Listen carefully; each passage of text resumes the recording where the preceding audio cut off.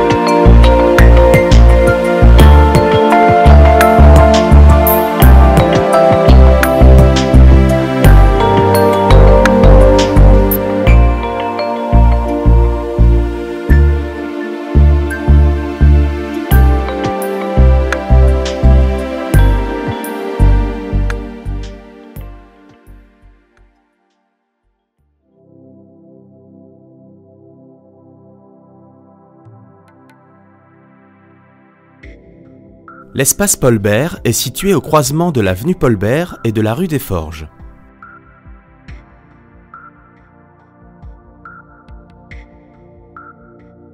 Elle occupe une emprise de 425 m² sur 3 niveaux. En plus de la réhabilitation du bâtiment, une extension accueillant les circulations, ascenseurs, escaliers et les sanitaires est créée. Ce projet accueille de nombreuses activités. Au rez-de-chaussée se trouvent les pièces de services communs, hall, sanitaire, cuisinette, ainsi qu'une salle destinée aux associations d'anciens combattants et une salle de billard. Au premier étage sont créés les bureaux des syndicats et une salle de réunion en usage partagé. Le deuxième étage, réservé aux activités associatives, est composé d'une salle pour les activités de loisirs, d'un bureau en usage partagé pour des associations sportives, de salles de cours de langue et d'une salle de réunion en usage partagé.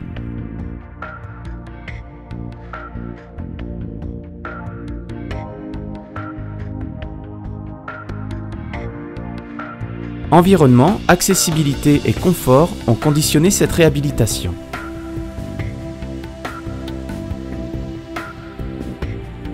Ce bâtiment est classé basse consommation.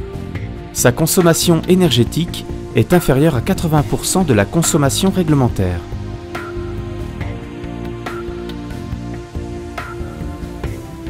D'un point de vue visuel, il est respectueux de son environnement direct et de la politique d'Épernay en faveur du patrimoine. Les usagers peuvent profiter de l'avenue Paul Bert, récemment réaménagée, et de nombreuses places de stationnement grâce au parking dédié et à l'abri vélo. De par l'emplacement sélectionné, la maison des associations et des syndicats se trouve dans un quartier desservi par plusieurs modes de transport. Vélo, voiture, bus et à pied, à moins de 700 mètres de la place Bernard Stasi.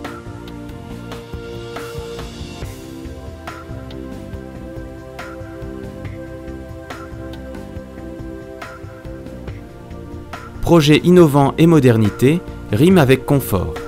Une isolation performante permet une bonne acoustique. Les équipements sont accessibles aux personnes à mobilité réduite.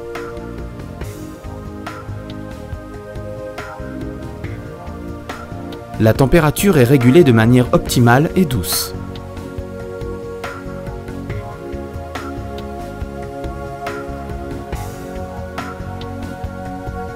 Un éclairage naturel et des lampes basse consommation apportent un confort visuel doux.